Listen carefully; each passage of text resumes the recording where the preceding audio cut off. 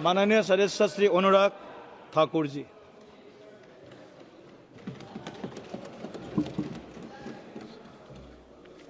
धन्यवाद सभापति महोदय। मैं माननीय प्रधानमंत्री जी को अपनी पार्टी का आभार प्रकट करता हूं, जिन्होंने मुझे वक्फ संशोधन विधेयक यानी कि उम्मीद unified Waqf management empowerment efficiency and development के समर्थन के में बोलने के लिए मौका दिया है। ये विधेयक नहीं, एक उम्मीद है। इस उम्मीद में एम्पावरमेंट है, एफिशिएंसी है, डेवलपमेंट है और कहीं ना कहीं इसी को देखकर आज जहां देश भर के लोग इसके समर्थन में हैं, वहीं Catholic bishop conference of India, church of Bharat, Kerala council of churches, Kerala Catholic bishops council और all India Sajjada Nashin council, मुस्लिम राष्ट्रीय मंच जैसी अनेक संस्थाओं ने, चर्च से लेकर मुस्लिम की अन्य सभाओं ने इसका समर्थन किया है। उसके लिए भी मैं उनका बहुत बहुत आभार प्रकट करता हूं। माननीय सभापति जी, वक्फ को बदलने का वक्त आ गया है, क्योंकि यह अत्याचार और भ्रष्टाचार का एक ऐसा अड्डा बन गया है। उसको खत्म करने का और बदलने का समय आया है। भारत को वक्फ के खौफ से आजादी चाहिए, क्योंकि यहां पर ये जो पहले कांग्रेस के जमाने में बना वक्फ का कानून है, वह उसका मतलब तो यही था, खाता ना वही जो वक्फ कहे वही सही। यानी कि जहां पे कह दिया वक्फ की जमीन है, वो फिर वक्फ की जमीन हो गई। वो जिम्मेदारी उनकी नहीं है कहने की, बताने की कि ये कैसे उनकी जमीन है, लेकिन जिसकी चले गई वो बेचारा दर दर भटकता है और उसको इंसाफ भी नहीं मिलता है। मैं इसके बारे में विस्तार में बताऊंगा, लेकिन आज एक बार फिर कांग्रेस देश को और देश में भ्रम फैलाने का प्रयास कर रही है। एक और तो वो हाथ में एक लाल सी किताब लेकर चलते हैं, जो कहने के लिए संविधान है लेकिन संविधान नहीं है। अगर संविधान की आप इस कॉपी को देखेंगे तो आपको एहसास होगा कि बाबा साहब अंबेडकर का सपना था कि एक देश में तो एक ही संविधान रहेगा। आपने एक देश में दो विधान बनाने का काम किया है। आपको तय करना है संविधान के साथ रहना है कि वक्फ के साथ रहना है, वक्फ के साथ रहना है कि संविधान के साथ रहना है, आपको तय करना पड़ेगा। और यही नहीं, और जो लोग बड़ी बड़ी बातें यहां पे कर रहे थे, उनको यही कहना चाहता हूं, ये हिंदुस्तान है, पाकिस्तान या तालिबान नहीं। यहां बाबा साहब का संविधान चलेगा, काबिले का फरमान नहीं, मुगलिया फरमान नहीं चलने वाला। यहां पर एक नहीं अनेक ऐसे उदाहरण देखने को मिलेंगे। माननीय सभापति जी, आज हम केवल संविधान संशोधन पर चर्चा नहीं कर रहे, लेकिन एक ऐसे समानांतर सत्ता को चुनौती दे रहे हैं जो दशकों से अनियंत्रित रूप से अस्तित्व में है। वक्फ संशोधन बिल 2025 केवल कानून में बदलाव नहीं, बल्कि एक संदेश है। संदेश स्पष्ट है कि देश में एक ही कानून चलेगा, भारत का संविधान, और भारत के संविधान के ऊपर कुछ नहीं है। वक्फ बोर्ड का उद्देश्य मुस्लिम समुदाय के कल्याण के लिए संपत्तियों का प्रबंधन करना था, लेकिन कांग्रेस और उसके सहयोगी दलों ने इस भूमि को अपारदर्शी और एक गैर जिम्मेदाराना तरीके से राजनीतिक संरक्षण देते हुए एक ऐसा साम्राज्य बनाया जहां पर इन्होंने इसको अपना वोट बैंक का एटीएम बनाकर रख दिया है। 70 सालों से इन्होंने यही किया है। 1947 में भारत ने एक विभाजन देखा है, वो एक परिवार और एक पार्टी के कारण वो विभाजन हुआ है। आज जमीन जिहाद, लैंड जिहाद के नाम पर हम दूसरा विभाजन नहीं होने देंगे, नहीं होने देंगे। एक स्पष्ट संदेश तो यहां पर देना ही चाहते हैं कि मोदी जी के राज में भारत में एक कानून, एक संविधान और एक भारत रहेगा। और एक स्पष्ट संदेश भी है, एक है तो सेफ है। और यही नहीं, हम क्या कह रहे हैं, हम कह रहे हैं कि इस बिल के माध्यम से पारदर्शिता लाएंगे। पारदर्शिता लाएंगे तो जवाबदेही भी तय करेंगे। लेकिन ये लोग जिनके लिए वोट बैंक का एटीएम है, जिनके अपने नेता भ्रष्टाचार के कई मामलों में फंसे हुए हैं, जिनके राज्यों में हजारों करोड़ रुपए के घोटाले हुए, जिनका उल्लेख मैं आगे करने वाला हूं, उस पर भी मैं आपके सामने प्रकाश डालूंगा एक के बाद दूसरी। लेकिन सवाल ये खड़ा होता है कि 70 साल से ये प्रक्रिया जो चल रही है, चाहे 1964 की बात हो, 69 की बात हो, उसके बाद एक के बाद दूसरे संशोधन आए, 95 से लेकर 2013 तक इन्होंने इस कानून को इतना ऐसा बना दिया कि इसको चुनौती देने तक का भी हक कहीं नजर नहीं आता था। ना कोई ऑडिट, ना कोई निरीक्षण, बस भूमि अधिग्रहण की बात, शहर दर शहर, गली दर गली, इस पर एक तरह से कब्जे के बाद दूसरा कब्जा करने का काम किया गया। यह धर्मनिरपेक्षता नहीं थी, ये एक नरम विभाजन की ओर ले जाने का काम था, एक नरम विभाजन की ओर ले जाने का काम था। लेकिन हमने अब इस कानून में बदलाव किया है ताकि मुस्लिम समुदाय के सभी गरीब से गरीब व्यक्ति का भी इसमें भला हो सके। मुझसे पहले एक मुस्लिम समुदाय के एक सदस्य जो कांग्रेस पार्टी से आते हैं वो अपना भाषण कर रहे थे। मैं उनको ही कहना चाहता हूं, अशरफ, अजलफ और अर्जल, क्या इनमें भी कोई अंतर है? और राहुल गांधी जी से पूछना चाहता हूं, और अखिलेश जी यहां पर पहले ज्ञान बांट रहे थे थोड़ा सा, क्या मुस्लिम समुदाय में भी जातियां हैं? क्या भेदभाव है? क्या छुआछूत है? लाल टोपी वालों का मैं बताऊंगा भी 2017 में जब आपकी सरकार आने से पहले घोटाले कितने थे? एक नहीं अनेक। लेकिन इनके काले कारनामे आज खत्म हो जाएंगे सर। ये विधायक कांग्रेस की तुष्टिकरण की राजनीति का अंतिम संस्कार करने वाला है, मैं विश्वास दिलाना चाहता हूं।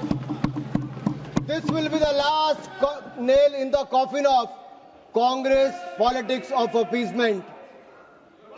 अगर आप देखिए, इन्होंने इससे पहले भी पंडित जवाहरलाल नेहरू जी ने पहले तो देश के विभाजन करने में अपना वो काम किया, उसके बाद धारा 370-35 से देकर ऐसे जख्म दिए कि हजारों लोगों की मृत्यु हो गई।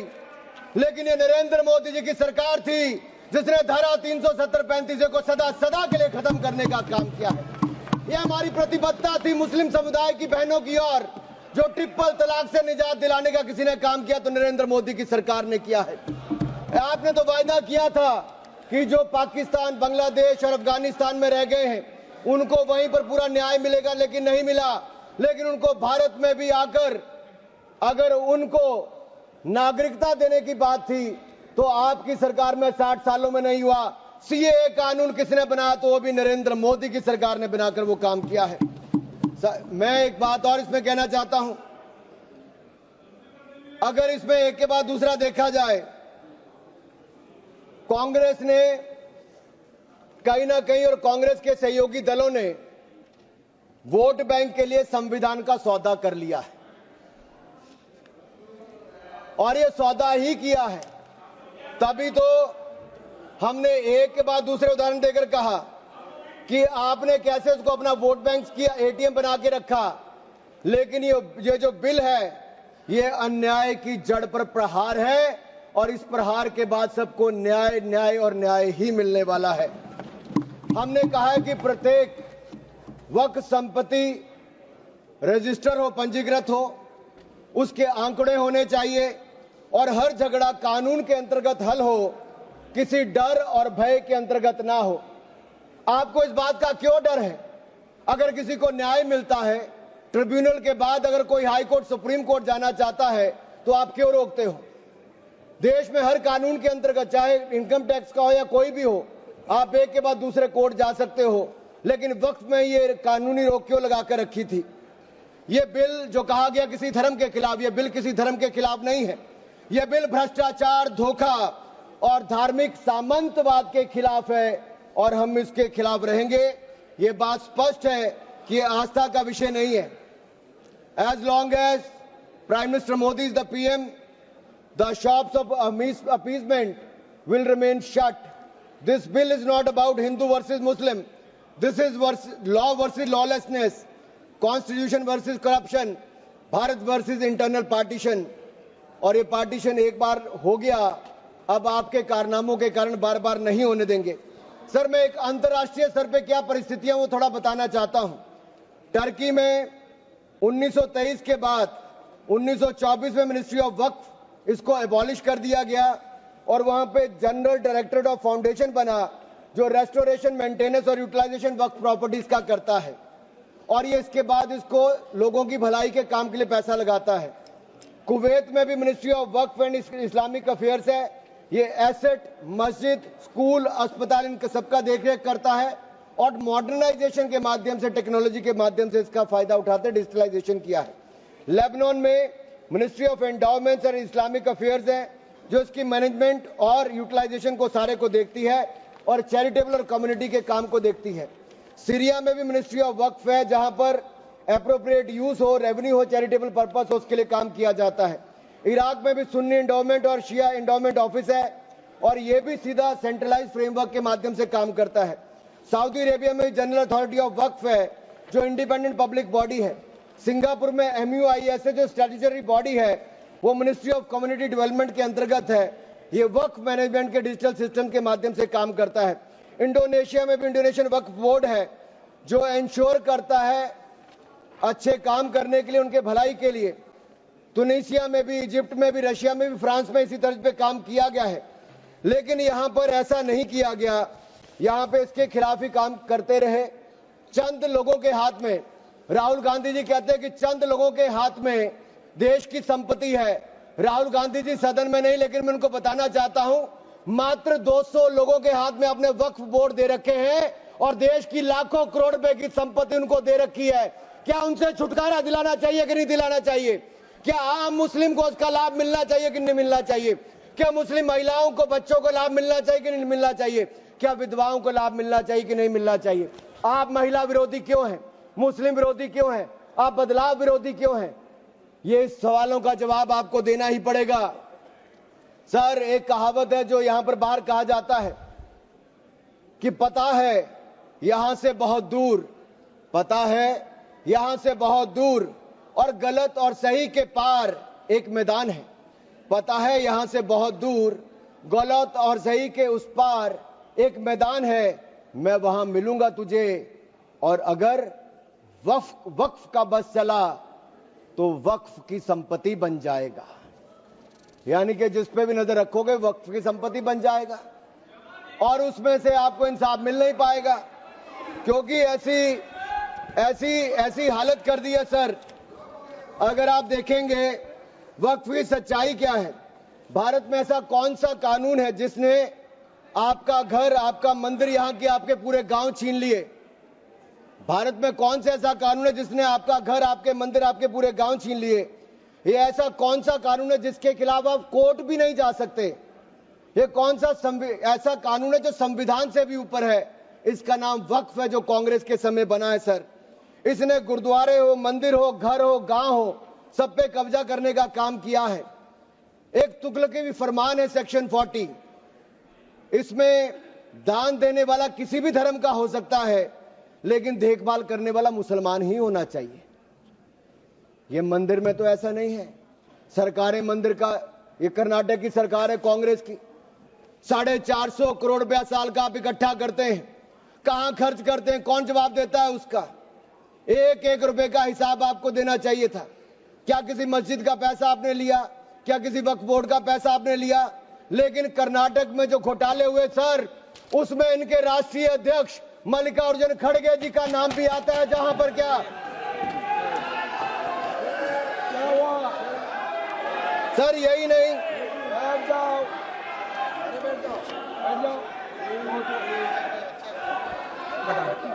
सर, मैं इसको माननीय, नहीं सर, मैं सबूत के रूप में, सर, मैं लाया हूं सब कुछ, मैं बोल दिया सर। ऐसा गिवन द डिसीजन, निर्णय दे दिया बस। प्लीज सर, नाम नहीं लेता सर, मैं नाम वापस ले लेता हूं सर। बड़ी मुश्किल से परिवार के बाहर सर, इसमें सर मैं टेबल कर देता हूं, सर मैं टेबल कर देता हूं सर। ये मैं टेबल कर देता हूं सर। सर, आपकी अनुमति हो तो मैं ऑथेंटिकेट करके टेबल कर देता हूं सर। रेणु जी, नाम वापस ले लिया। एक मिनट, वापस ले लिया। ठीक है, एक मिनट, आप सब बैठिए, आप सभी लोग बैठिए, आप सब लोग बैठिए। माननीय Venugopal ji, please. Please please sir we are कौन सा रूल में बोल रहा है आप? To sir 352. while a member is speaking to him of the नाम डिलीट कर दिया, बताइए। सर हमने कैसे नहीं नो नो नो एक मिनट आप लोग मत बोलिए माननीय वेणुगोपाल जी, हमने नाम एक्सपांस भी डिलीट भी कर दिया और उन्होंने भी वापस ले लिया। उसके बाद और क्या है? उसके बाद क्या है?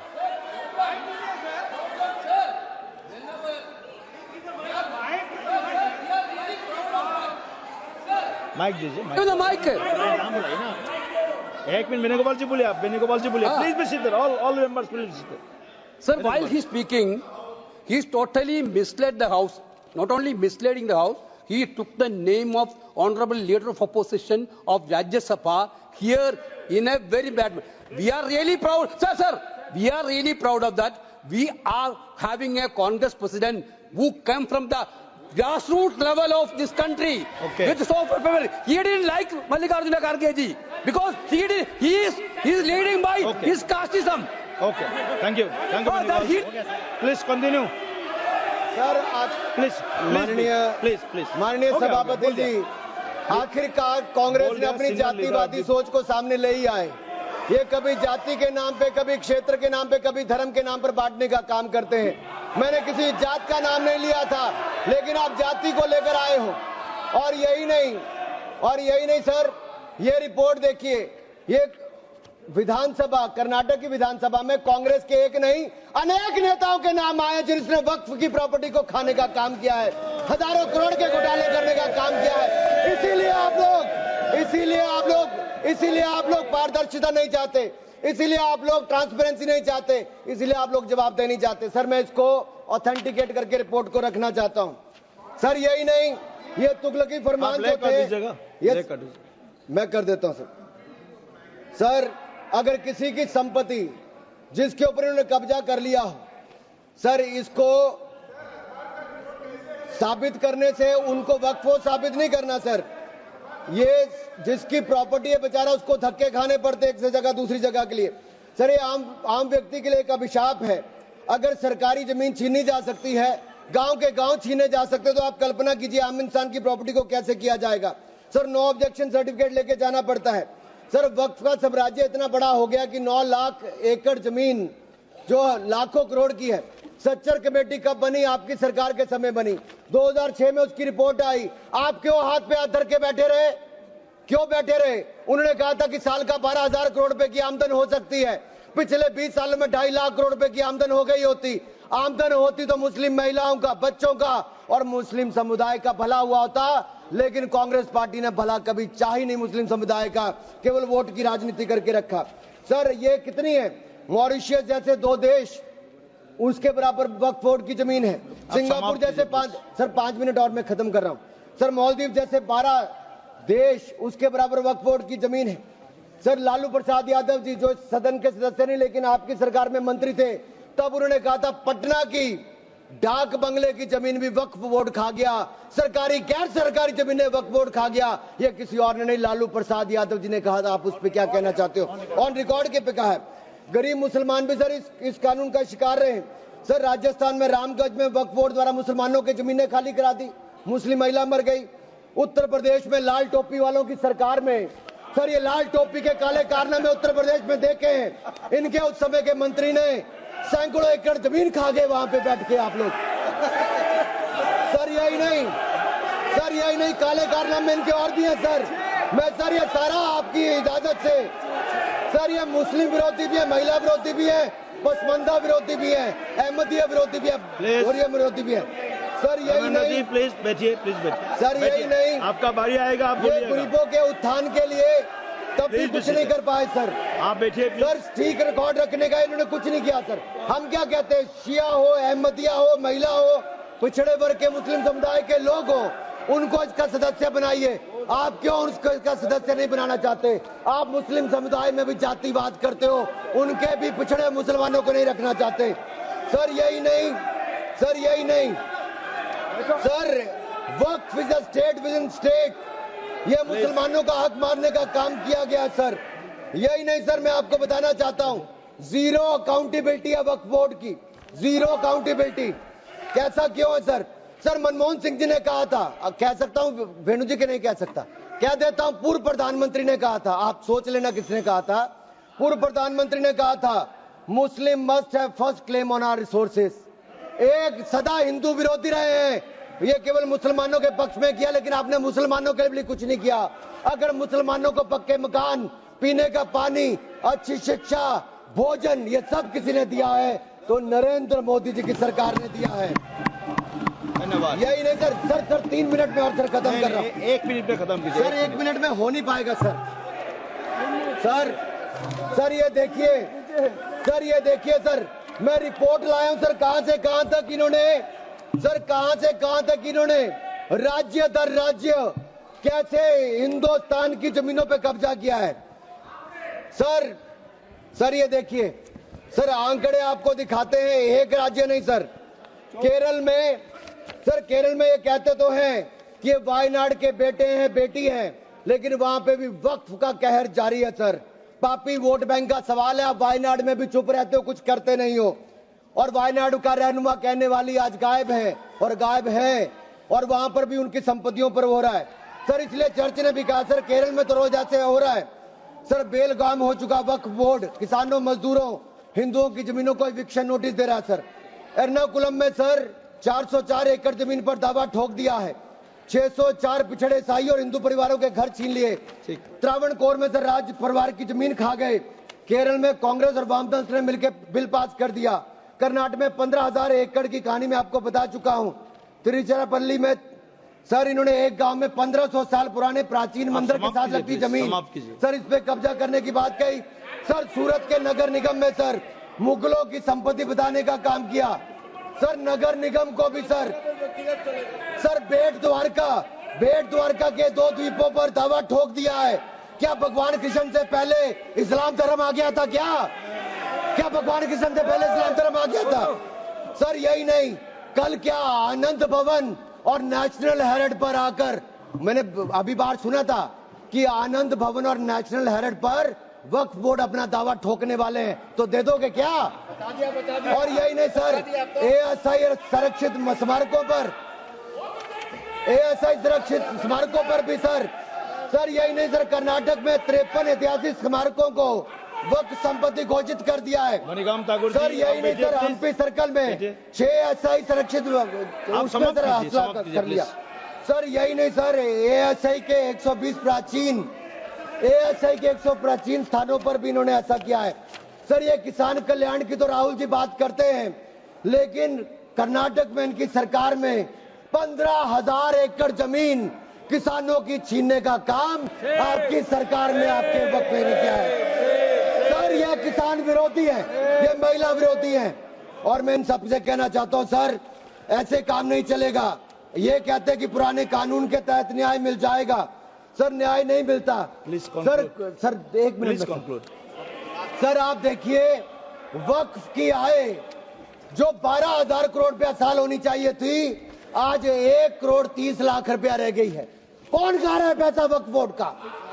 कांग्रेस के नेताओं के नाम आते हैं सर। यही नहीं, पश्चिम बंगाल में 1100 करोड़ रुपए का, तमिलनाडु में 2000 करोड़ रुपए का, महाराष्ट्र में हजारों करोड़ रुपए के घोटाले हुए।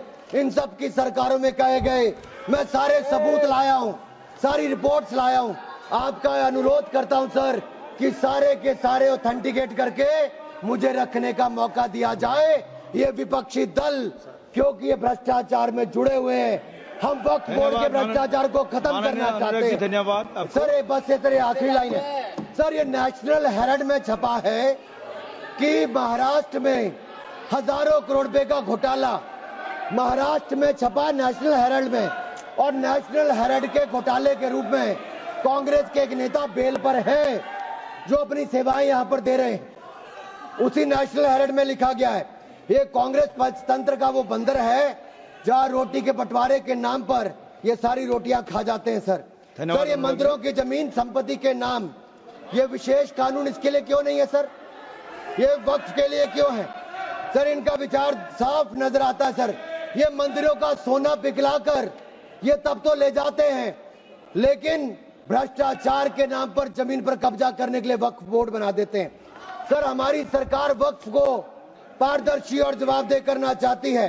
हमारे पास काफी वक्ताओं का लिस्ट है, सबको बोलने का मौका देना है। लास्ट 30 सेकंड में लास्ट 30 सेकंड सर। सर, आपने कहा था कि कोई बीच में टोका टोकी नहीं करेगा, लेकिन इन्होंने तो एक ऐसा जमींदार खड़ा कर दिया है जो एक नहीं अनेक ऐसी हजारों करोड़ रुपए की संपत्तियां खा गए। और कर्नाटक के कुछ नेताओं के, कांग्रेस के नेताओं के नाम है सर, ले सकता हूं, जिनका रिपोर्ट में नाम आया सर, विधानसभा में रिपोर्ट आई है सर।